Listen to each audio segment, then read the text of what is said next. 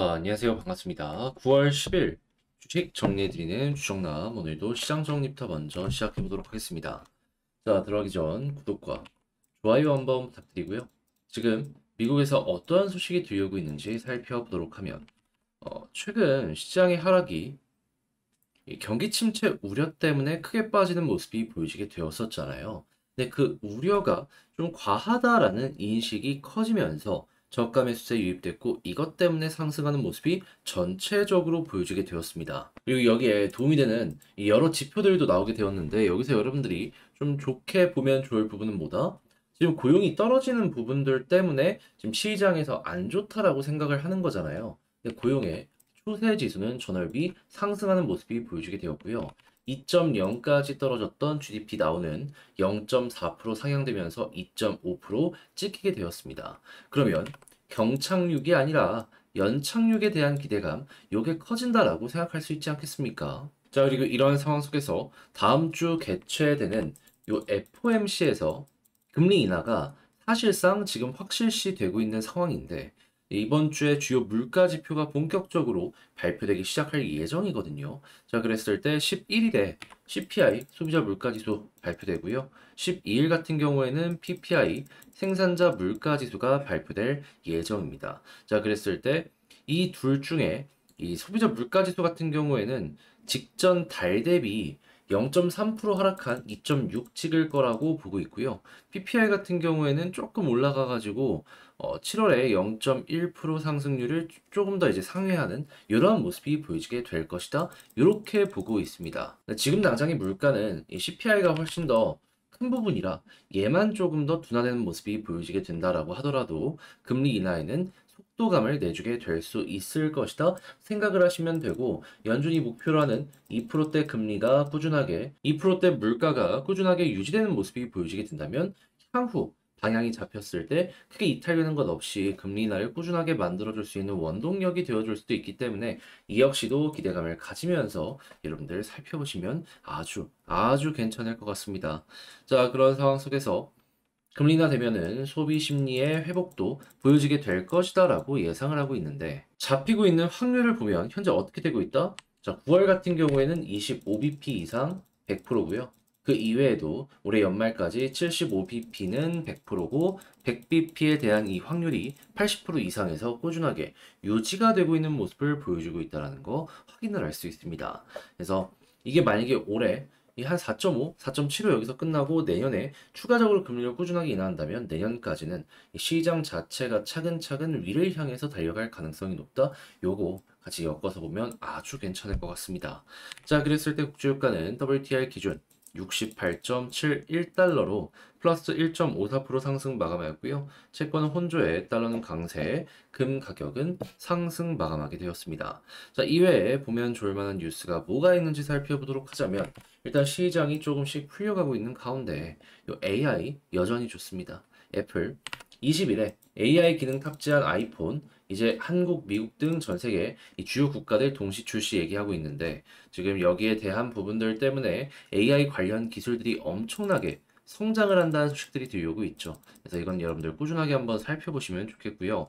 당연히 이 반도체나 이런 부분들이 고성능으로 들어갈 수밖에 없을 것이기 때문에 지금 AI 겨울 이거는 기후 아닌가? 얘기 꾸준하게 들려오고 있는데 근데 기억을 하셔야 되는 건 뭐다? 반도체 쪽에서는 경쟁이 조금 심화되는 모습이 보여지고 있어갖고 승자가 다 먹잖아요, 이런 게임은. 그래서 이제 이런 부분에서 약간 뒤처진다. 이건 약간 배제하는 식으로 해서 보시면 좋겠습니다. 그 이외에도 소프트웨어 업체들 같은 경우에는 경쟁 심화에 따라서 투자 비용이 조금 줄어든다. 그렇다면은 네, 무언가 내놓을 수 있는 여력이 훨씬 더 크게 생길 수 있기 때문에 나쁠 거 없어 보입니다. 그리고 당연히 AI가 커지면 다양한 부분의 사용량이 증가가 될 수밖에 없는데 지금 가장 주목되는 부분은 뭐다? 로봇. 예, 이 이외에도 다양한 부분에 사용되는 거 이거 꼭 좀 여러분들 이용해 보시면 좋겠고요. 그리고 AI 당연히 사용되면 전기의 소비량은 급증을 할 수밖에 없습니다. 자, 그래서 데이터 센터 관련해서 이 사용량이 급증을 할 수밖에 없다는 소식이 들려오고 있는데 중요한 건 뭐다? 전력 설비 노후화. 그러면 이 배전 시장은 물론이거니와 발전 설비에 대한 이러한 니즈도 커지게 될 수밖에 없기 때문에요. 탈원전 폐기부터 시작해서 다양한 에너지 확보를 위한 각국의 움직임, 이걸 한국에 어떻게 받아들이게 될 것이냐, 요거 이제 여러분들 노려보시면 좋겠습니다. 자, 그리고 현대 로템, 방산, 철도 좋다라는 얘기 들려오고 있는데 방산은 계속해서 좋은 모습, 이 로템 말고 다른 회사도 마찬가지라고 알 수 있죠. 조선도 마찬가지라고 보시면 되고, 그리고 마지막으로 한국이 이 K 컨텐츠로 전 세계를 잘 공략하는 모습이 보여지다 보니까 화장품도 이에 따라서 같이 성장하는 모습이 보여지고 있습니다. 그 중에서도 보톡스, 필러 같은 거를 생산해서 판매하는 휴젤 같은 경우에는 역대 최대 실적을 기대하고 있다, 이런 얘기를 하고 있는데, 무엇보다도 중국 이외에서도 매출이 많이 나온다는 것에 대해서 좀 높게 평가를 할 수 있기 때문에 이 부분 감안을 하시면서 관련 내용 이 역시 여러분들도 살펴보시면 좋을 것 같습니다. 자, 이렇게 해서 9월 10일 시장 정리 한번 싹 해봤는데 어떻게 여러분들께 도움이 되었을지 모르겠어요.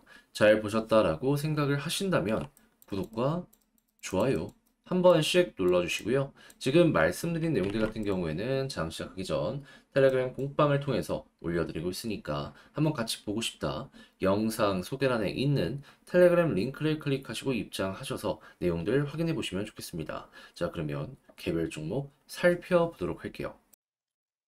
자, 안녕하세요. 제가 이번에 가지고 온 종목은 두산 에너빌리티를 가지고 왔습니다. 자, 일단 가장 중요한 라인, 제가 강조드렸던 부분이 이 구간이었는데 그래도 어찌어찌 여기는 지켜주고 있는 모습이 보여주고 있습니다. 그렇다면은 향후 여기를 중심으로 올라가게 된다면 이렇게 쌍바닥 그리는 추세의 전환을 생각해 볼 수 있을 것 같은데, 가장 중요한 포인트를 어떻게 짚는 게 좋을지에 대해 하나씩 살펴보도록 할 테니까 일단 들어가기 전 구독과 좋아요 한 번씩만 눌러 주시면 감사드리겠습니다. 자, 일단 가장 먼저 두산 에너빌리티 같은 경우에 현재 어떠한 상황이다, 다른 것보다도 분할 관련해서 어떻게 될지 여기에 사람들의 모든 관심이 집중이 되고 있잖아요. 원래 이 삼각 구도에서 밥캣이 가장 큰 손해라고 분석이 많았는데, 이 밥캣 같은 경우에는 결국에 쪼개지긴 쪼개지지만은 별도의 법인으로 상장이 유지된다라고 하니까요. 자, 그래가지고 여기에 대해서 지금 대신 쪽에서 리포트가 이번에 나오게 되었는데 뭐라고 이야기가 공개가 되었다?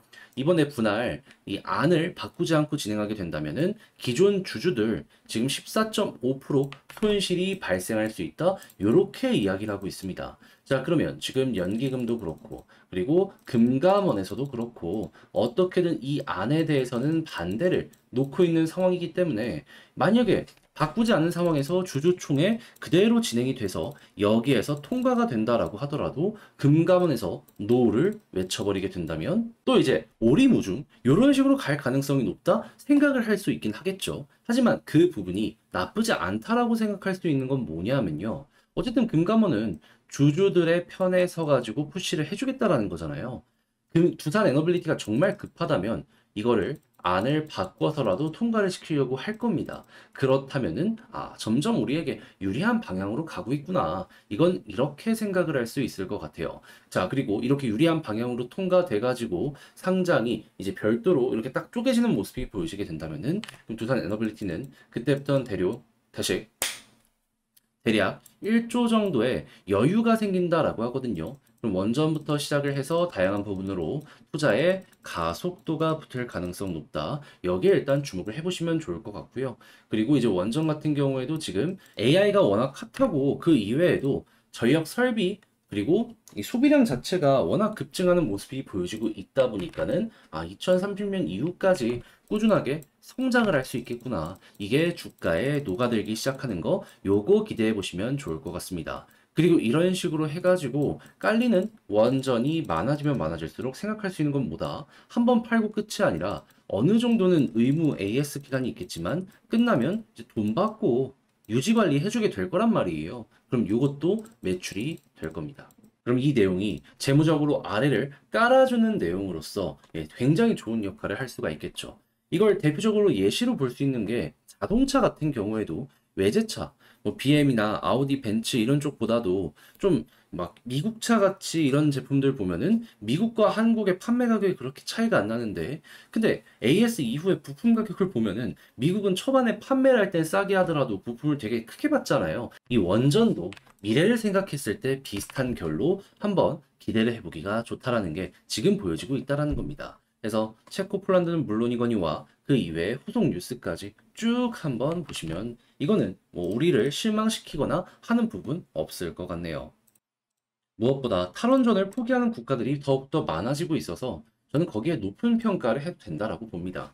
자, 그럼 이제 이런 상황에서 수급은 어떻게 봐야 된다? 제가 눈을 강조했던 게 얘는 외국인의 돈이 들어와야 올라갈 가능성이 높다라고 말씀드렸습니다. 최근에 계속 안 되다가 어제 외국인 수급 들어왔어요. 그럼 오늘 현재 자리에서 꾸준하게 수급 이렇게 받쳐주는 모습이 보여지게 된다면은 그럼 자연스럽게 현재에 대한 지지의 힘은 세지게 될 것이고, 그렇다면 여기 유지가 된다면 그러면 저는 굳이 뭐 손절을 하거나 해야 될 필요는 없다라고 생각을 합니다. 자, 그럼 이제 여기서 노려봐야 되는 건 뭐냐? 여기에서 이렇게 왔다 갔다 하잖아요. 121선 돌파 못하고. 그러면은 61선 떨어질 때까지는 버텨야 됩니다. 자, 그런데 만약에 이렇게 61선이 떨어지는 상황에서 이렇게 횡보하다가 돌파하는 모습이 보여지게 된다면 그럼 61선이 이렇게 턴할 때까지 시간은 조금 더 걸릴 수 있긴 하거든요. 하지만 과거의 사례를 봤을 때, 자, 어떻게 되었다? 결국에는 61선 턴하고 위에서 버티니까 여기를 중심으로 이렇게 급등의 모습도 나오곤 했었습니다. 그럼 여러분들은 시간이 조금 더 걸릴 수 있더라도 이러한 모양이 나오게 된다면 요 다음에 대박이 있을 수 있기 때문에 여기까지 한번 끌고 가보는 거죠. 때마침 미국에서 9월 FOMC에서 금리 인하까지 시작을 한다라고 하니까는 이 모습 마냥 그냥 꿈꾸기만 한다? 요건 아닐 것 같습니다. 충분히 언제 나와도 이상할 게 없는 게 현재 자리인 것 같아요. 근데 만약에 최대한 빠르게 여기서 바로 121선 위로 돌파해서 버티는 모습이 보여지게 된다면 좀 61선도 가까워지는 모습이 보여지고 있죠. 그럼 이제 여기 돌파 언제 하는지 보시면 되고 같이 돌는 모습이 보여지게 된다면 이건 훌륭한 예시 보여드린 거 있죠. 실패하면 이렇게 조정을 받는데 성공을 하면 이렇게 추세가 잡힙니다. 이거는 여기 말고도 과거 차트 보면 되게 자주 나오는 패턴이라 두산 말고 다른 종목에도 많이 보여지고요. 자, 그래가지고 그냥 이렇게 올라가면 한 번 더 이렇게 치고 가는 요거 여기다가 갖다 붙이시면 될 것 같아요. 했을 때 이제 걸리는 부분은 매물대가 많이 쌓여 있는 최근에 이제 물린 사람이 많은 2만 원 전후 여기를 1차 목표로 보시면 되고요. 여기 만약에 빠르게 소화하고 올라가는 모습이 보여지게 된다. 그러면 23,500원까지 매물대가 크게 없습니다. 이 아래까지 쉽게 가고 여기 위에서 또 한번 여기 물량 소화했던 것처럼 가능한지 보고 만약에 된다. 여기서도 소화가 되니까 결국 올라가는 거잖아요. 또 한번 올라가는 거 그대로 한번 끌고 가보시면 되겠습니다.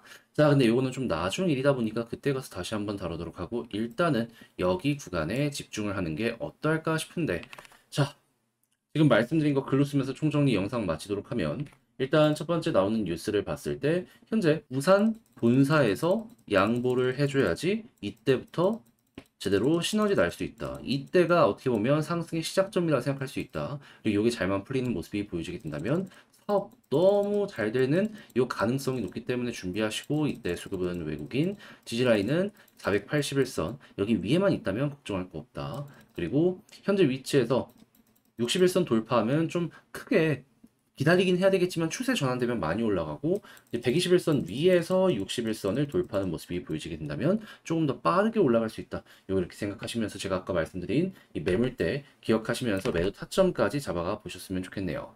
자, 이렇게 해서 두산 에너빌리티 쭉 한번 분석을 맞춰봤는데 어떻게 여러분들께 도움이 되었을지 모르겠습니다. 잘 보셨다라고 생각을 하신다면 구독과 좋아요 한번 부탁드리고요. 저는 다음에 더 좋은 영상으로 다시 한번 인사를 드리겠다라고 말씀드리며 이상 주식 정리해드리는 주정남이었습니다. 여러분들 이제 이게 가을인데 막 날이 더운데 얼마 안 남았다라고 해요. 남은 시간 화이팅 하시고 늦여름 잘 보내셨으면 좋겠습니다.